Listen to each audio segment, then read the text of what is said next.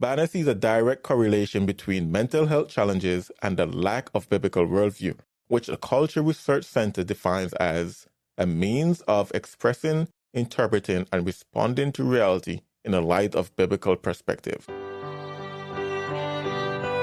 Thank you for tuning in to the Removing Barriers podcast. I'm Jay. And I'm MCG. And we're attempting to remove barriers so we can all have a clear view of the cross. This is episode 179 of the Removing Barriers podcast. And this is the 10th in the series of This World Has Gone Bonkers. And in this episode, we have lined up a number of news articles that we think show that this world is bonkers. Hi, this is Jay. MCG and I would like for you to help us remove barriers by going to removingbarriers.net and subscribing to receive all things Removing Barriers. If you'd like to take your efforts a bit further and help us keep the mics on, consider donating at removingbarriers.net/donate. Removing Barriers, a clear view of the cross. All right, Jay, it's an election year and we have a lot of materials for bunkers. Well, I think it's because it's election year, but I'll let you go first. Okay, this first article from CNN, titled Fact Check. Walz makes false claim about Trump on abortion and the economy.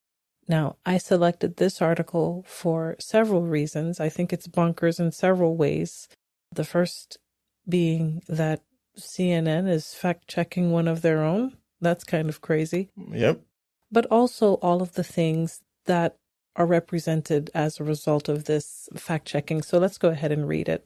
It says Democratic vice presidential nominee Tim Walz, the governor of Minnesota, made false claims Sunday about former President Donald Trump's stance on abortion and about the state of the economy when Trump left office. Here is a fact check of the two claims. And it also mentioned that the campaign declined to comment about the necessity for this fact check. First, the abortion claim. In a Sunday interview on Fox News, Walz was asked about Minnesota's abortion law. After discussing that subject, he pivoted to Trump, the Republican presidential nominee. He said, Donald Trump is asking for a nationwide abortion ban. According to CNN, here are the facts first. Walz's claim is false. Trump is not, quote, asking for a nationwide abortion ban. Trump has said since the spring that he wants abortion policy to be set by each individual state, not set by the federal government for the whole country. Trump also promised last week to veto any federal abortion ban that Congress passed. And it goes on to list some of the posts on X or on Truth Social that Trump made about this issue.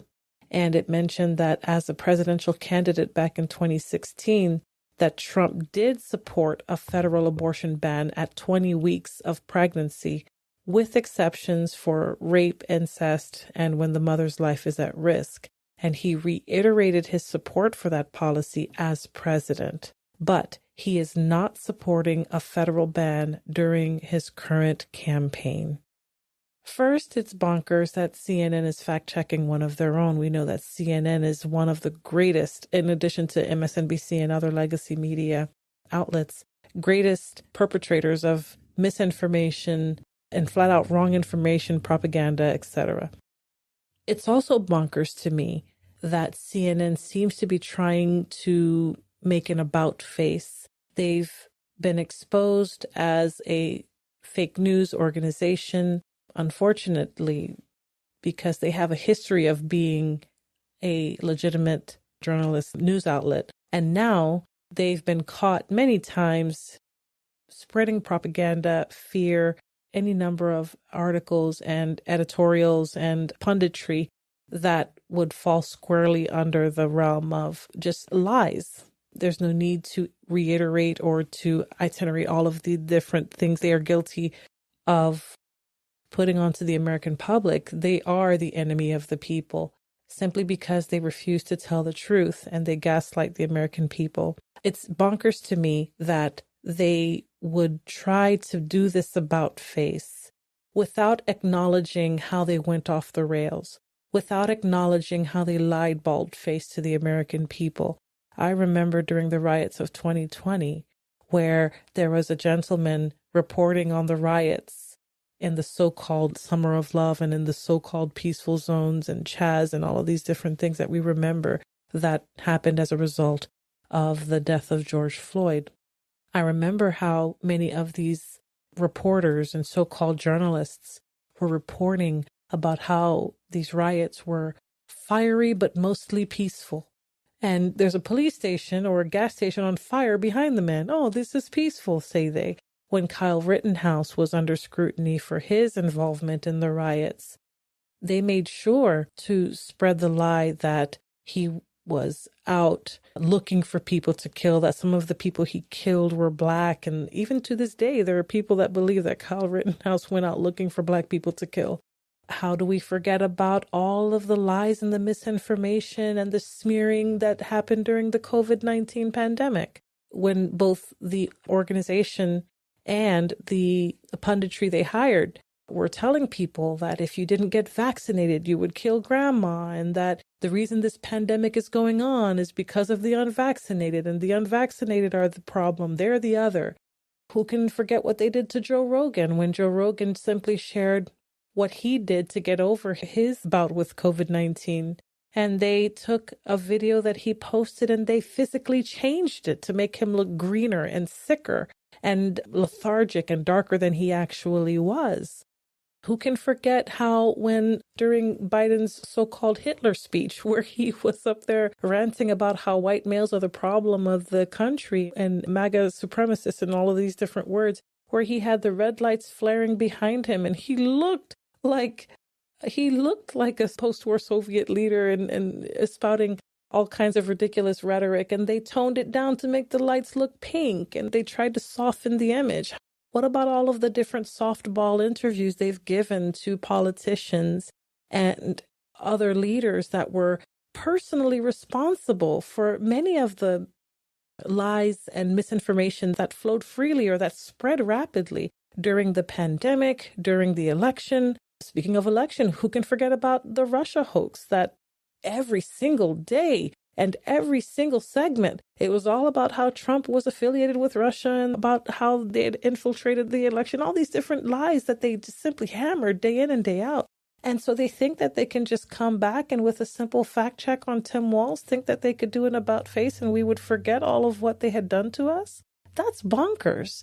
It also shows how they absolutely don't care about the people that they're supposedly serving with their news or with their different editorials and all these different things. And it also shows how much they simply don't like the people that they think Trump represents. There's a disdain, there's a sort of snobbery there, where it seems that the attitude is, well, we're not saying that we messed up. We might have, but we're not saying that we messed up. But here, we'll toss you a bone. Here's a fact check. Come back to us, trust us again. And I just think that's completely bonkers. I think trust is shattered, and I think that their ridiculous attempt to turn face, I don't think it's going to work for them. And I'm personally offended.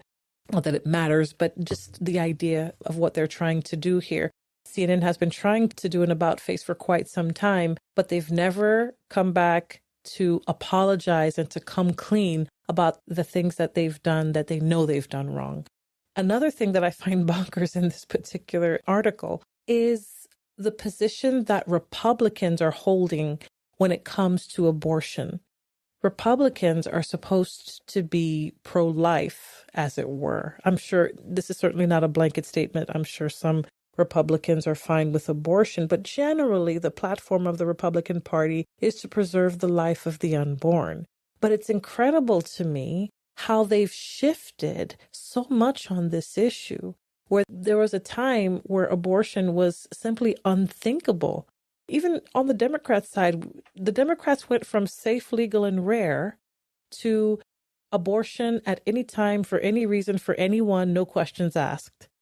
Republicans went from abortion is wrong to, okay, hey, we can have abortion at about 20 weeks and in the case of rape and incest and if the mother's life is in danger. And so perhaps I'm coming at this with a little bit of a bias because anyone that would look at my view or my opinion on abortion and would think that I'm radical about it because I don't think abortion is right under any circumstance.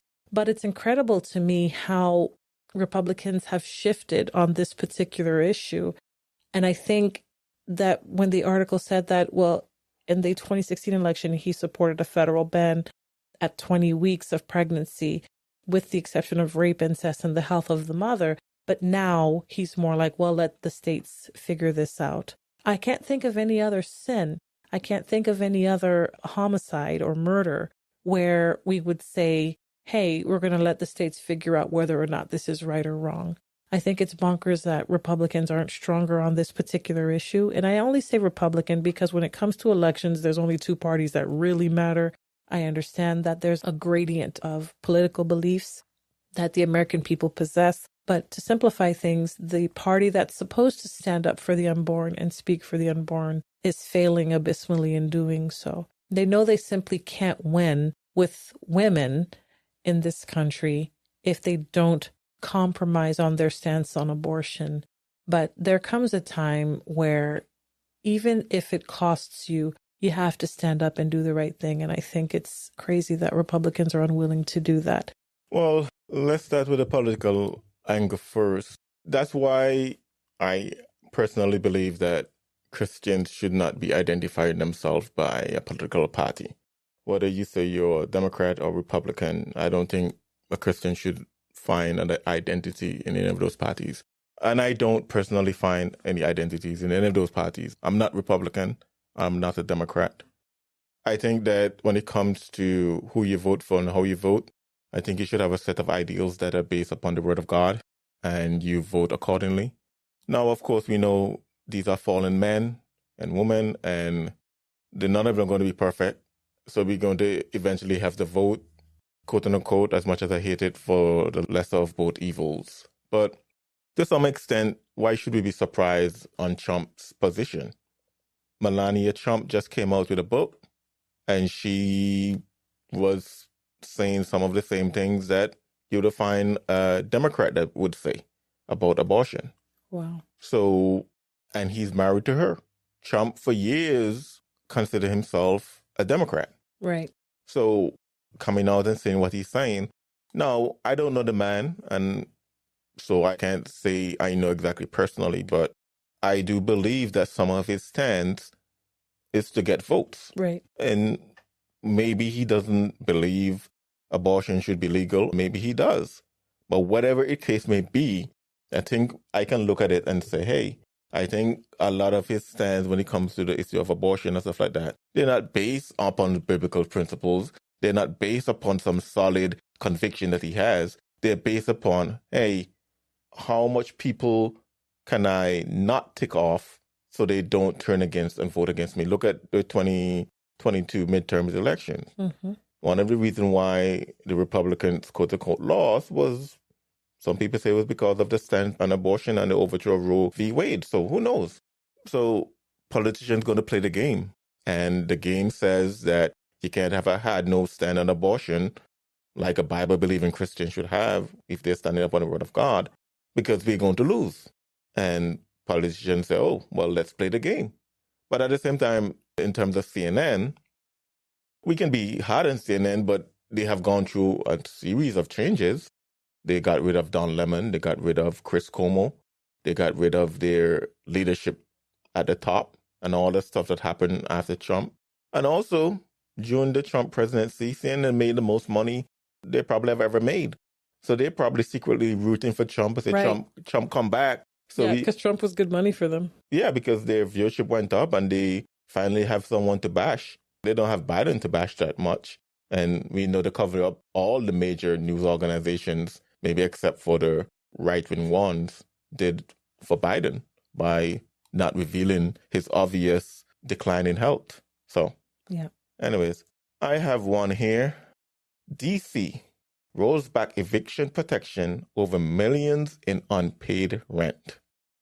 The Council of the District of Columbia on Tuesday, which Tuesday meaning early October 2024, passed emergency legislation reforming the city's eviction proceedings due to a surge in unpaid rent, causing some affordable housing developments to be on the brink of foreclosure, reported NBC Washington. Under the Emergency Rental Assistance Program, which provides low-income residents with subsidized housing, people were protected from eviction each time they applied for assistance. The results? Hundreds of millions of dollars in losses for landlords. Now, we have a serious problem. We are at risk of losing that affordability. And once we lose those affordability covenants, they're gone, Mayor Muriel Bowser said on Monday. And here's the root problem. We have about $100 million, and this slide shows in unpaid rent to affordable housing providers. And if things don't change, that number will skyrocket to $150 million by next year. Council Chair Philip Mendelson proposed removing the COVID-era law that protects tenants from eviction.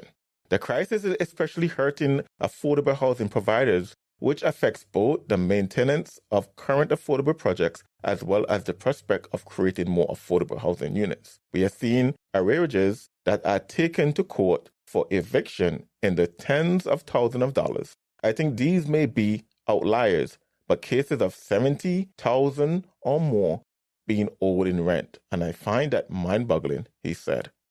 Now, if that's not bonkers, I don't know what is bonkers. What did they think would happen? So, COVID happened December of 2019. Mm-hmm.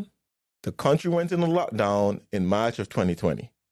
By December of 2020, they had a so-called vaccine. This is October of 2024, and DC is just now removing the COVID-era rental agreement prevention from eviction on landlords. And again, I can understand and I can sympathize maybe in March, April, May of 2020 when people had lost their jobs and people were dying from COVID and they don't know what's going to happen, that they say, hey, landlords, kind of leave the people alone and let them kind of find their footing.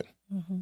But over 4 years, almost 5 years since COVID, you're now removing it. Why? Because the landlords are now foreclosing, because they haven't received any rent and they can't pay their mortgages. Now, I'm a Dave Ramsey guy. I like to be as debt-free as possible. So I think if you're going to have a rental home, maybe you want to have it paid off and your own personal home paid off first. Maybe. But come on. You're telling me that someone owes $70,000 in back rent. They're never going to see that. Take them to court all you want. They're never going to see that. Right. Plus, that tells me they haven't paid their rent in about 4 years. They just say, okay, well, you can't evict me, so what are you going to do? You can write me all you want. You can show up all you want. You can tell me you need your money all you want, but you have no legal bite. So who cares? I'm just going to stay here until you're forced to evict me. But, oh, wait, you can't evict me because the law says you can't evict me. And now, even though they've removed the fact that they can't be evicted, right, you still have to go through the process of eviction. Who knows, depends on what the laws are in D.C., might take another year. This is just crazy. And now you say, oh, well, we're going to lose that affordability. You didn't consider that a year ago, 2 years ago, 3 years ago, December of 2020 when you got the vaccine, January 2021 when Biden was in office and everything was now all rosy and kosher. But now, almost 5 years after COVID, you're saying, oh, maybe we should remove the COVID protection so we can't evict people. I don't know.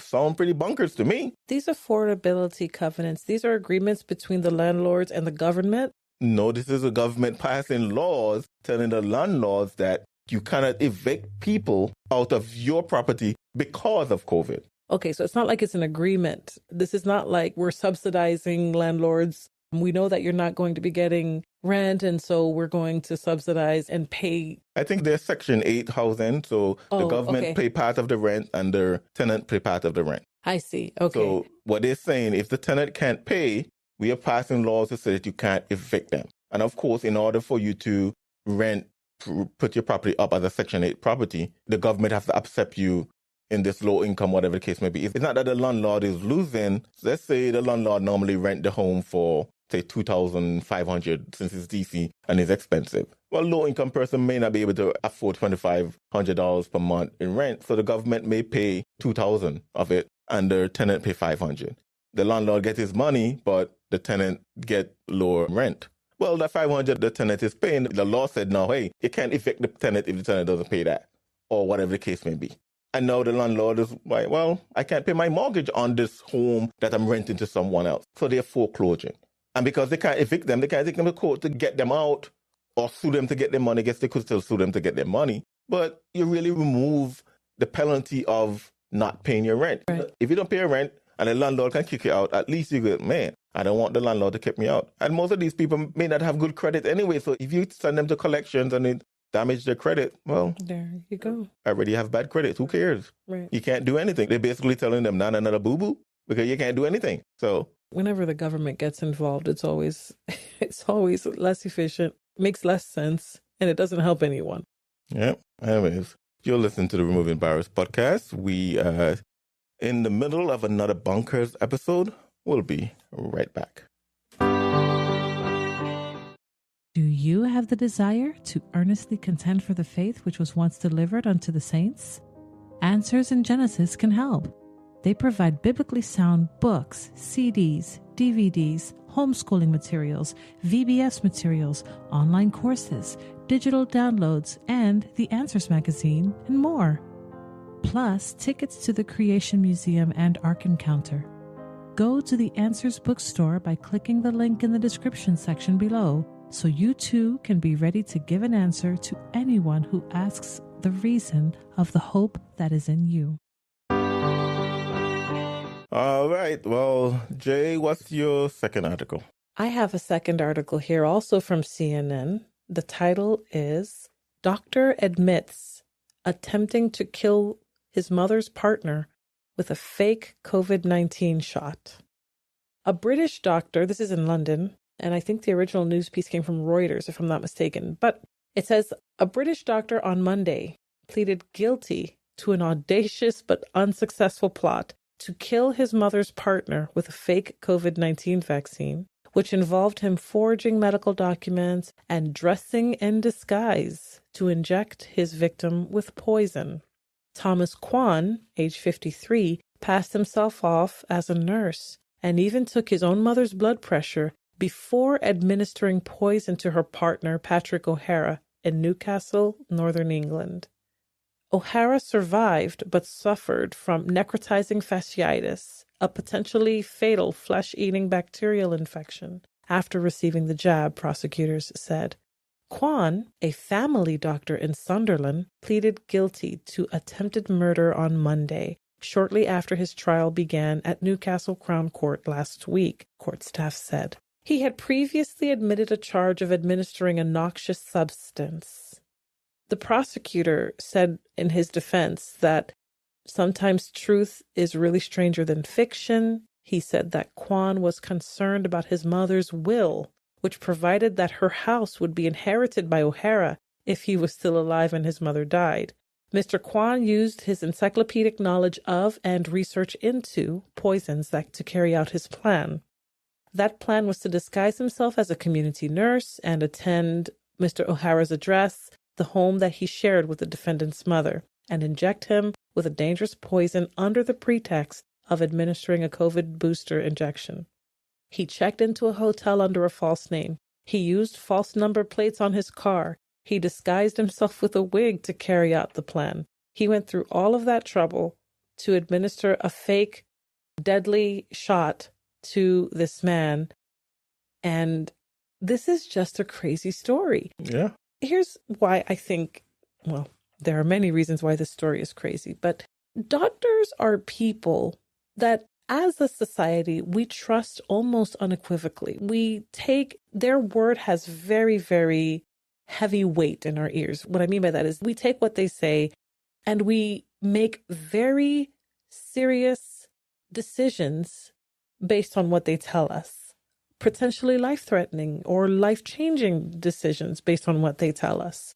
And I've seen, perhaps this was always happening, but now as a result of the pandemic and all the subsequent political upheaval, we see these doctors taking incredible license to do things and take advantage, I should say, of our vulnerability as patients who don't have the amount of knowledge that they do.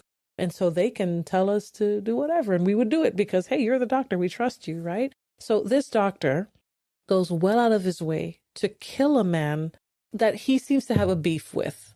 And I'm wondering if the doctor has that kind of power and went to these lengths to do this terrible thing, that means that any doctor could do that to any patient. And I wonder if we're trusting them a little bit too much, I wonder.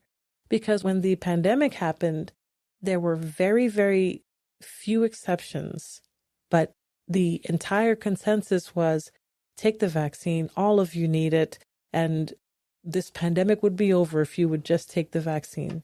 Or how about the doctors that are not just performing, but encouraging mentally ill people to perform transgender surgeries based on how they feel they should be physically expressing themselves to the world?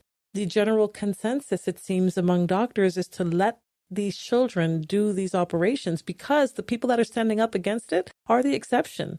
Now, there might be a silent majority, but they're not speaking up on our behalf. They're going along with whatever the regime tells them to do.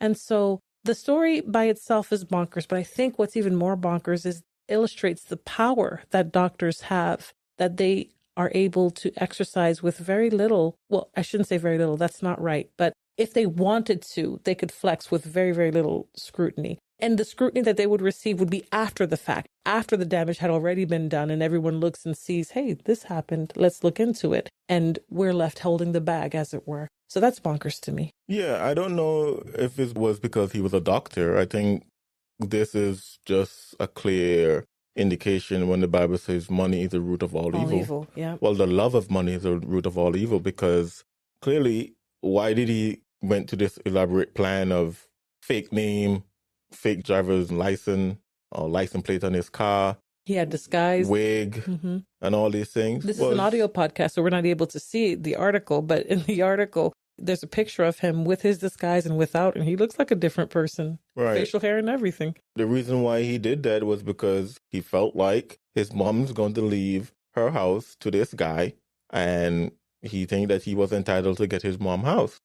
Which, to some extent, you can say, yeah, if they're not married and that's not his father, and his mom met this guy in old age, and all of a sudden she's going to leave the house, I can understand him being upset. But to go into this elaborate plan of trying to kill him so he can get the house, oh, that's kind of the love of money. That's kind of like, I want something not mine. I think his mother should have left the house to him. That's just my opinion, but that's his mother's house. If his mother decided she wanted to leave it to her boyfriend, it's her prerogative, right? Yeah, that's hers. So you talked about how the love of money can corrupt these doctors to do heinous things. I think perhaps that as citizens, we ought to take heed, because the average doctor is graduating from medical school with $100,000, some of them $100,000, maybe even $200,000 in debt, depending on what specialty they go into, how many years they have to go to school. Doctors graduate in the hole, as it were. They graduate in debt. And so there's no telling what they would be willing to do for money. I'm not saying this is true of every doctor, but that's something that perhaps we need to consider. Look at the doctors for famous people that have died from overdoses. We'll take Michael Jackson, for example, who was able to find a doctor with no morals, no scruples, to provide propofol for him and abuse it in a manner that it was not intended to be used. And he was the doctor who not only knew what propofol could do, he usurped a role that he was not qualified for, acting in the role of an anesthesiologist. And he had access to the medicine. He was able to get the medicine where Michael Jackson could not. Recently, Matthew Perry died as a result of ketamine overdose. There was a doctor who had access to ketamine. Now, I know that ketamine is on the street as well, but there's a doctor who had access to that made it available for him to overdose on. In a lesser way, we should consider the opioid pandemic that the country is facing now. It started out with a shift in how doctors, now I might be speaking out of turn, but it seems to me, from what I've read and from what I've observed, particularly from my time in the military, there was a shift in how doctors viewed pain. Pain became it was almost like they treated it as if it were a vital sign. And they were treating people for their pain in a more frequent or exaggerated manner. People become hooked on these pills, the Percocets, the Vicodins, and all of these the oxycodones. And people, of course, being people, share their medications. People get hooked. They're looking for the next thing. Fentanyl comes into play, and it just becomes this rolling snowball. And we talked about doctors graduating with incredible debt or student loan debt. This, to me, seems to be a recipe for disaster. We would look at people like Michael Jackson, Matthew Perry, and all these, we're looking at all of these people and think, oh, that's a celebrity. He had money. He could sway someone to do that sort of thing. But it's not too difficult for that to happen to us as regular people. I don't want to sound alarmist, and I don't want to say that every doctor is out to get us or out to sell us to the big pharma or anything like that. But don't doctors get kickbacks for prescribing certain medications? I think some of them have deals with the big farmers and stuff like that. Do you see what I'm getting at? The possibility, the problem there. Yeah, That's but I bonkers to me. don't necessarily agree that this is a doctor issue. I don't think he was able to do what he did to some degree because he was a doctor, because he didn't went in there as a doctor. He disguised himself as a nurse. So I don't think necessarily this has anything to do with doctors and big pharma and all these things. I think it was just a guy that, hey, I don't want my mom to leave all this money to this quote-unquote boyfriend that she has when it should be going to me, assuming he's the only child or something. I think that was his situation. Concerning Michael Jackson and stuff, I have unpopular opinions on that, quite honestly, and I'm just going to say one without elaborating. I don't think the doctor that they are convicted in Michael Jackson case should have been convicted. I think I remember you and I disagreeing on this, yeah. I just don't, So, but I won't elaborate because I might get myself in trouble. But I'll just leave it as that, because when it comes to these celebrities and stuff like that, it's money, Right. But this doctor used his medical knowledge to attempt to murder someone. I guess what I'm getting at, what I saw from this Bonkers article, is that we put a lot of trust and faith in people with this type of expertise. And I don't know how much protection we have should we encounter someone. Well, there's malpractice insurance and all that stuff that they have after the fact. Well, insurance is always after the fact. Right. But anyway, that's bonkers to me, but go ahead. All right, I have another one.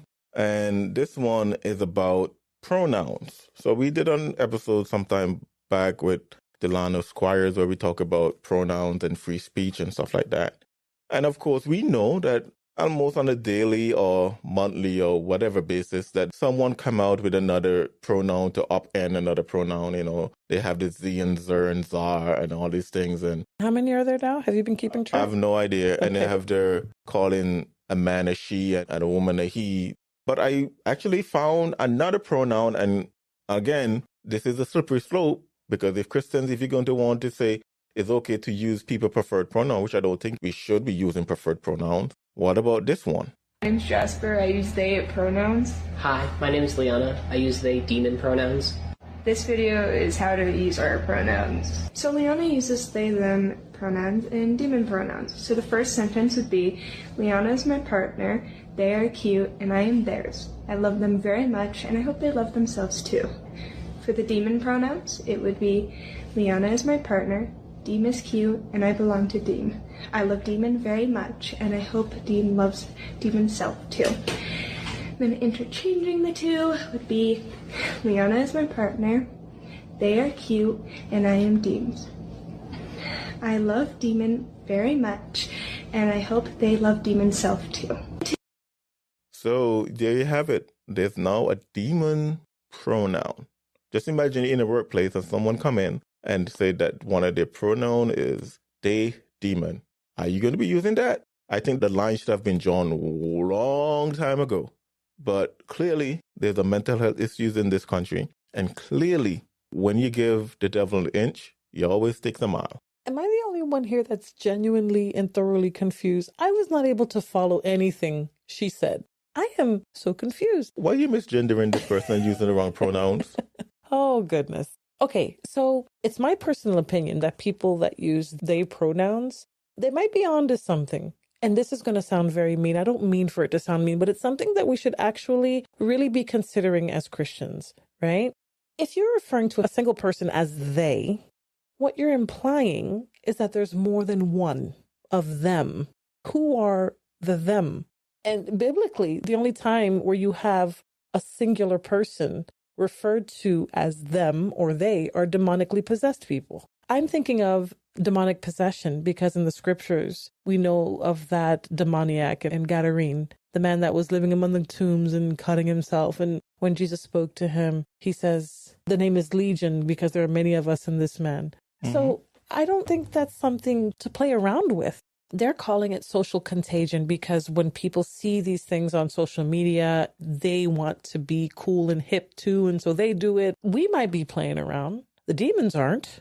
Our pastor always says that the devil is a roaring lion prowling about seeking whom he may devour. And when he does get a hold of you, he leaves no shred of what once existed. We might be playing around with our pronouns and with our questionable movies and questionable activities, but the devil sure isn't playing around. It's a sad indication of how far we've fallen spiritually, where we've gone from there being a general, overarching fear of God among the people to an absolute free-for-all, postmodernist sort of free-for-all, where they don't even give a second thought to it. And that is bonkers. Yeah. And granted, this is an audio podcast. People can't really see the video on X, but not only are they speaking like this, they have changed their facial features with makeup and all manner of things to look the part. I'm looking at the video and they don't even look normal in their speech or in how they present themselves. Yeah, and the links will be in the show notes if anyone wants to see those. All right, what's your third article? Oh, we're going to leave that there? Okay. My third article has to do with the afterlife and what people think happens after death. Also from CNN, Al Pacino reveals that he nearly died of COVID-19 and he gives his thoughts on the afterlife. Now, I want to pause there because there is a very popular genre, or maybe it's a subgenre on YouTube, of people sharing their near-death experiences, people having visited heaven and what they saw, and all of these different things. And the running commonality between all of them is that they're all wrong. None of them describe the afterlife the way the Bible does. And they always have something in their story that brings hope, I should say false hope, to the hopeless, and a false sense of security for people who might even be remotely concerned about what happens after death. And this article is no different. Al Pacino, of course, being a very, very famous actor. And I'll just start reading from the beginning. Al Pacino has revealed that he nearly died of COVID-19 in 2020. He shares his view on what happens after death. He had interviews with the New York Times, People magazine, and he describes after having caught COVID-19 and experienced the illness that he had no pulse. He briefly had no pulse. He's 84, and he told the New York Times that he began to feel, quote, unusually not good. And then he developed a fever and became dehydrated. He said he was sitting there in his house and then he was gone. He said he didn't have a pulse. My question is, how did he know that if he didn't have a pulse? Someone must have told him afterward. Maybe that's what happened. Okay, and he continues. He says, you're here, you're not. And I thought, wow, you don't even have your memories. You have nothing. Strange porridge, he said, of his near-death experience. Everyone will know Al Pacino from the movie Scarface. I've never seen the film, but he's very famous for it. So this is not some D-list actor that we're talking about. This is someone very famous talking to legitimate outlets. So the reach that he has would be broad. The amount of people that he would reach with this information would be significant. The article continues, within minutes, an ambulance showed up at his home. He regained consciousness with 6 paramedics and 2 doctors in his living room, he said. Quote, they had these outfits on that looked like they were from outer space or something. It was kind of shocking to open your eyes and see that. Everybody was around me and they said, he's back, he's here. In a different interview, the one that he gave to People magazine, he said he recounted coming back to consciousness with a sense of confusion. Quote, I looked around and I thought, what happened to me? The movie veteran said that he questions whether he actually died, despite, quote, everybody thinking he was dead. He said, I thought I experienced death. I might not have. I don't think I have, really. I know I made it, he said. He said he credited his assistants for all the help and for confirming that he had no pulse and getting him the help that he needed right away. And so as a result, in the duration of the interview, the interviewer asked if the healthcare scared, did it change the way that he lived his life? And Al Pacino told them, no, not at all. But that's not to say that the experience left the actor unchanged. They say Pacino, who is currently preparing for some sort of movie adaptation of a Shakespearean play, King Lear, he confirmed to the Times that the experience had a metaphysical effect. Quote, I didn't see a white light or anything. There's nothing there, he explained. As Hamlet says, quote, to be or not to be, the undiscovered country from whose bourne no traveler returns. And he says 2 words, no more. It was no more, added Pacino. Quote, you're gone. I'd never thought about it in my life, but you know actors, it sounds good to say I died once. What is it when there is no more?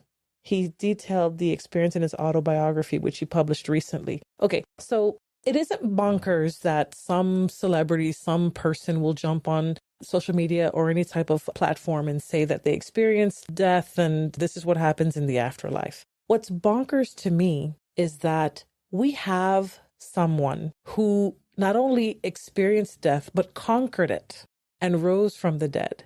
And we won't take his word for what happens. Not only is he the giver and the initiator of life, but he conquered death. And we refuse, as a people, we refuse to take his word for what happens after death. We're willing to take the word of some actor, some kid who became very famous, and they even did a movie about his near-death experience and how he was in heaven for X amount of time. And YouTube is littered with people who say they've experienced the same thing. We are fascinated and enamored with modern day sorcerers and psychics and people who say that they can interact with the dead. And we want to call our people back from the dead and talk to them and all of these different things, much like Saul and his interaction with the witch.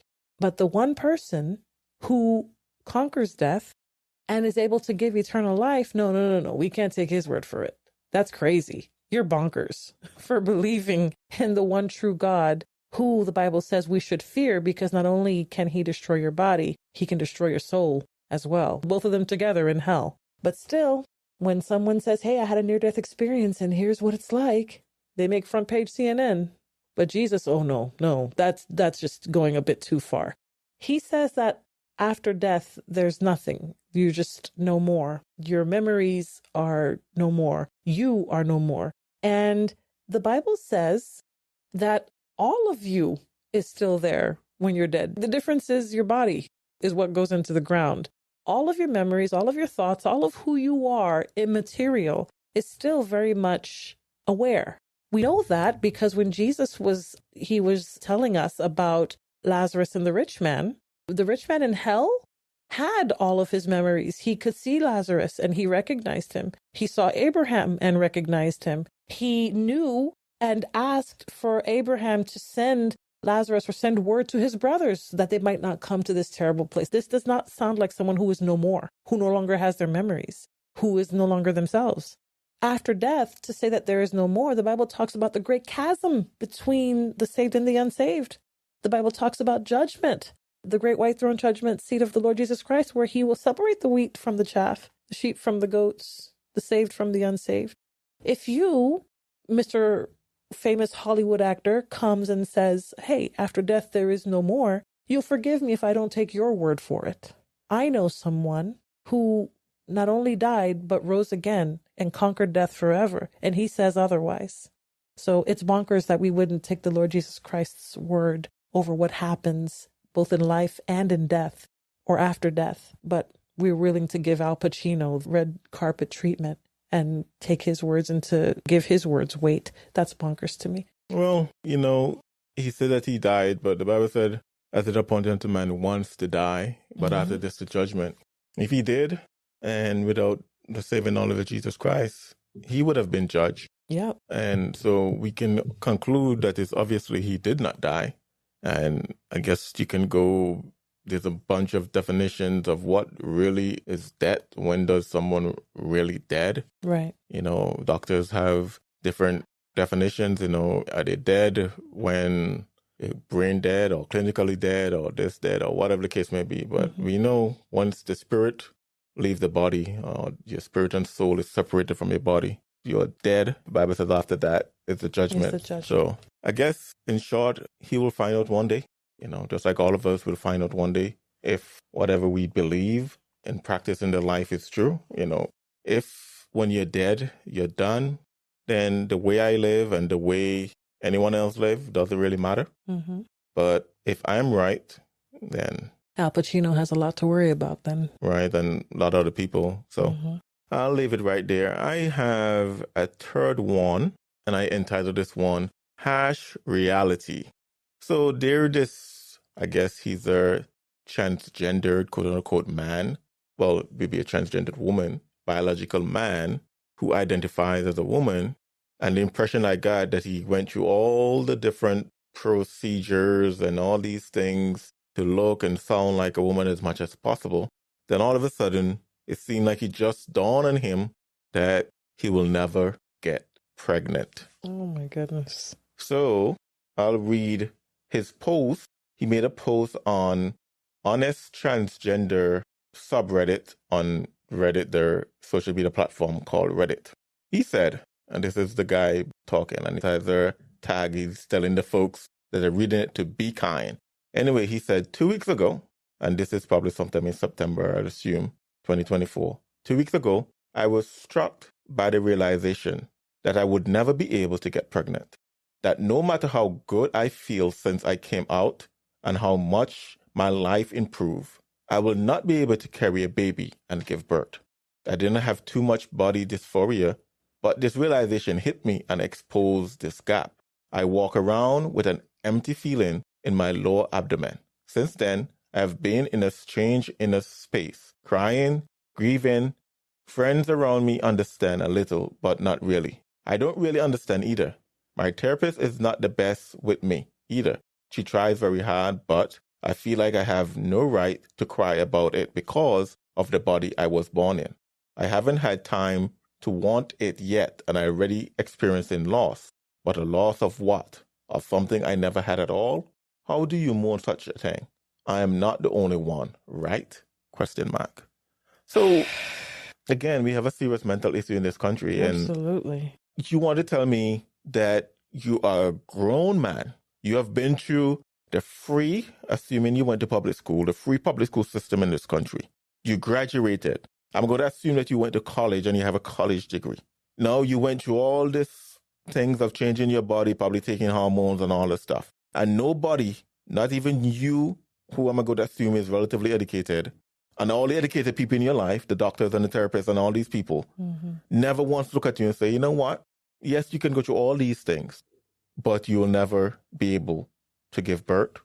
Like, if this thing doesn't blow your mind, I don't know what will. Because this is just to the core of, why we do some of these episodes. Because it's like, really, a grown man mutilate his body, and for the first time in his life, he realized, oh, as much as I look, sound, and feel like a woman, I'll never be able to do the things that most majority biological women can do, except for a few that may have some medical issues or they have passed the age of giving birth. I'm like, what do you even say to someone like that?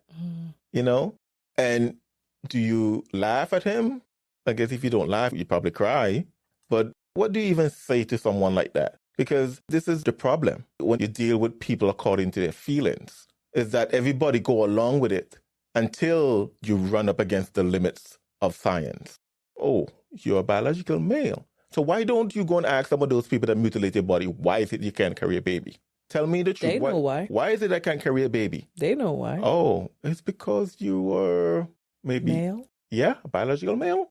And male don't have the necessary parts to carry a child. Not just parts. It's incredible. Not just parts, the biology, the hormones, all of the things that go into growing a human being, which blows my mind that people would think that somehow we came to be as a result of a big bang that happened over billions and millions of years. And somehow all of this order came to be. Because the woman's body and all of the biochemistry and all of the things that have to happen right for this to take place, it's not just parts, it's all of the biology behind it. Well, I said parts because, you can buy some of these things from Amazon and you can pump your body with the necessary hormones. Right. So as much as you can do that, You still, right. Yeah, it's mind-boggling to me that you will come to that realization and if this was a 5-year-old kid, God forbid a 5-year-old kid shouldn't be anywhere close to these things, but educationally, I would understand, I haven't said this publicly, on the podcast, but many years ago, I've said this, that the hard sciences would be destroyed and infiltrated by psychology. And so this idea that men can be women and women can be men, And real people are, this guy is suffering under the weight of this mental illness. That's exactly what it is, a mental illness. You know, we call it mental illness, but I think the Bible describes it as Romans 1, being handed over, given over to your sin. There's a self-deception that goes there, a refusal to bend the knee or to bow the knee and acknowledge the Creator. And God says, okay, you want to be crazy? Okay, go ahead on, be crazy. Let me let you have what you want.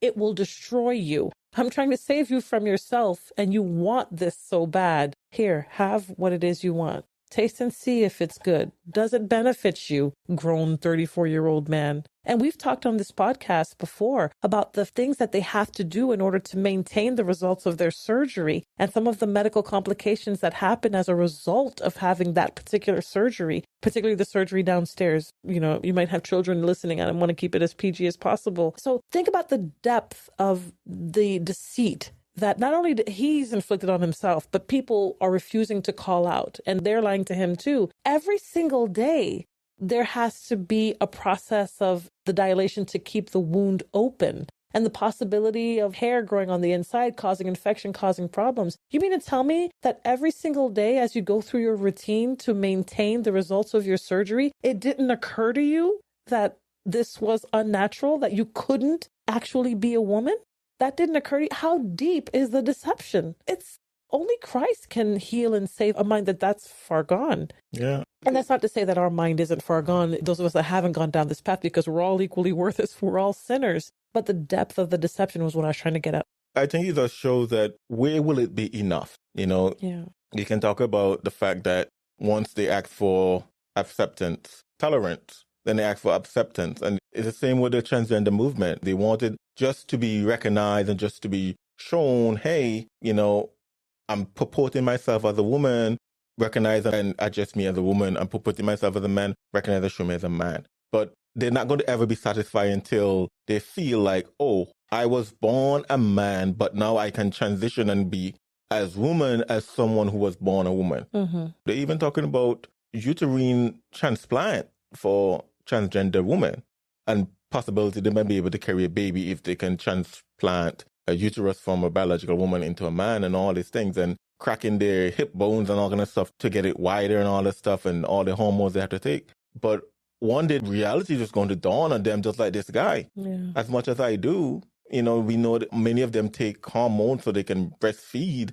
adopted babies or whatever that they have. But when would the transgender man now complain that he can't impregnate a woman? Mm-hmm. You know, this is just going to go to a point where we're just going to have Frankenstein running around the place. But anyways, you're listening to the Removing Barriers podcast. We are in another episode of This World Has Gone Bonkers. We'll be right back.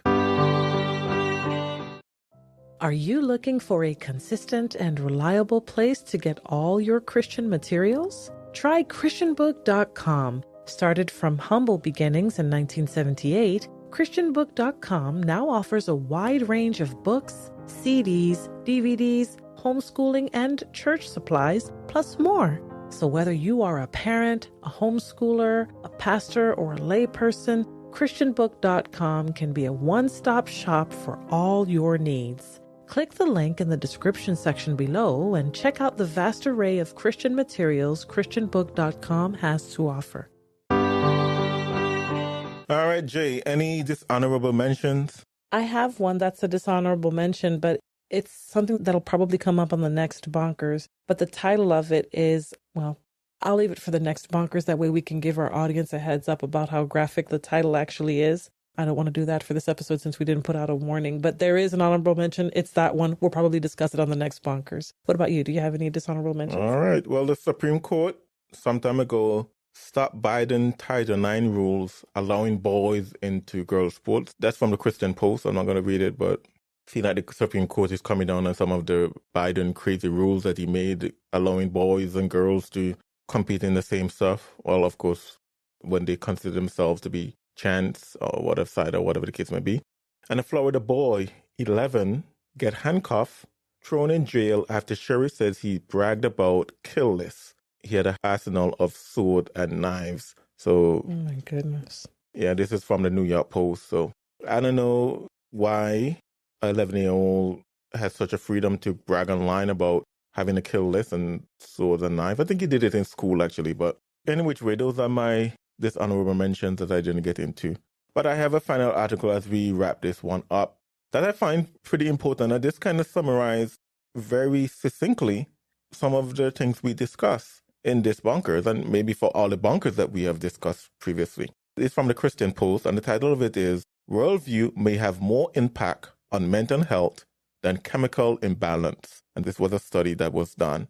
And I'm going to read the article. It's a little bit lengthy, but I think it's pretty interesting.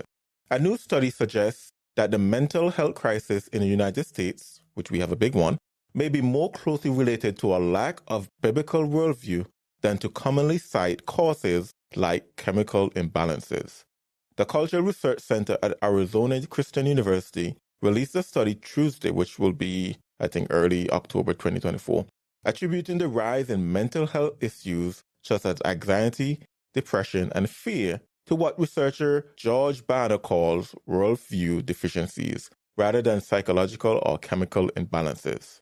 The findings are based on interviews conducted in January with 2,000 U.S. adults aged 18 or older, with a sampling error of plus or minus 2 percentage points at the 95% confidence level.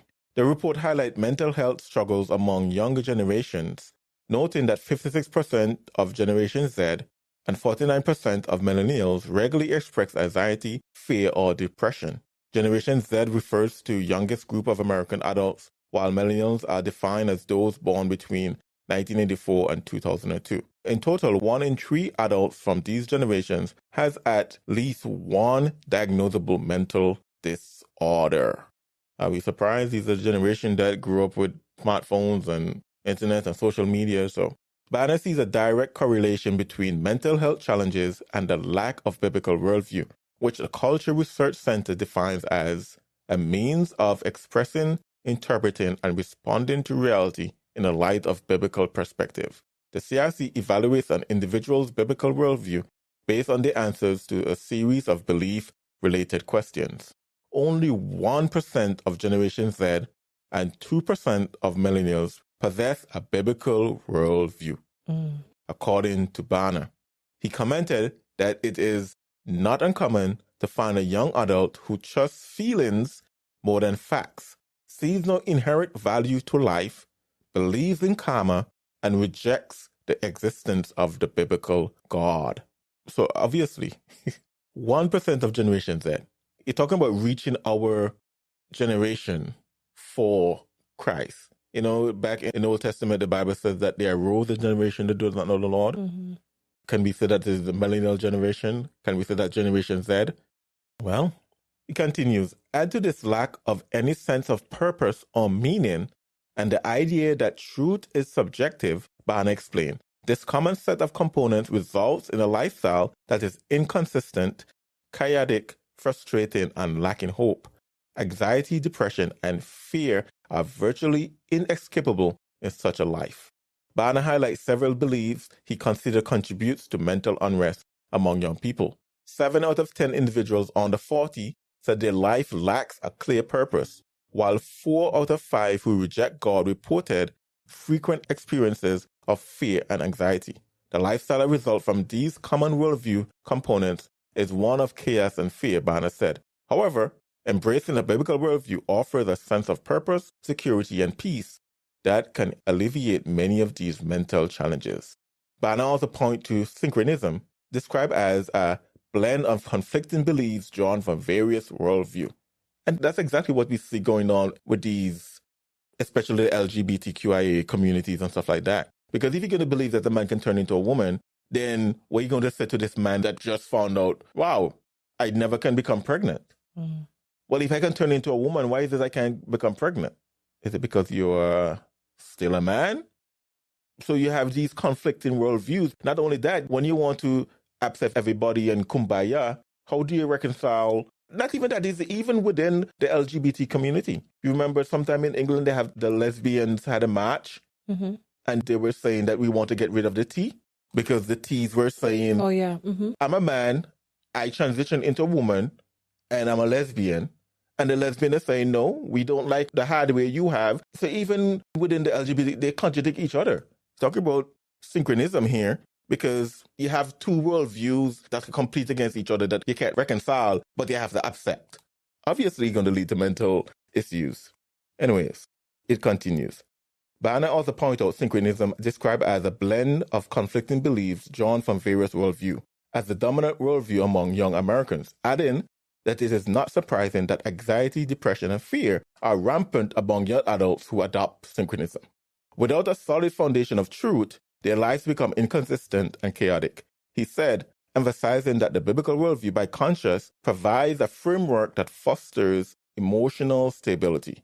But I acknowledge that some situations do require conventional mental health treatments, such as counseling, prescription drugs, or physical therapy. But he said that other mental health struggles may stem from worldview components that trigger and sustain the condition. You're seeing that today. You're seeing that played out today. If people instead embrace the core tenets of biblical worldview, their lives would not be perfect, Banner concluded, but they would avoid many of the emotional and psychological pitfalls we are seeing today. And if you want to know if this is true, just go back 40 years. The report also examined the mental health of individuals whose beliefs directly conflict with the biblical worldview. Among those disengaged from both political involvement and Christian faith, 82% reported frequent experiences of anxiety, depression, and fear, compared to 67% of respondents who were more engaged. Incidents of fear, anxiety, and depression were higher, 46%, among those who believe gifted mediums can communicate with the spirit of the dead, compared to 34% of those who do not share this belief. Similarly, 40% of respondents who consider Mother Earth or the universe as an important guide reported mental health challenges, compared to 25% who did not. Among individuals classified as consistently liberal on social and political issues, 38% expressed frequent anxiety, depression, or fear, while only 22% of those who did not identify as consistent liberal reported the same challenges.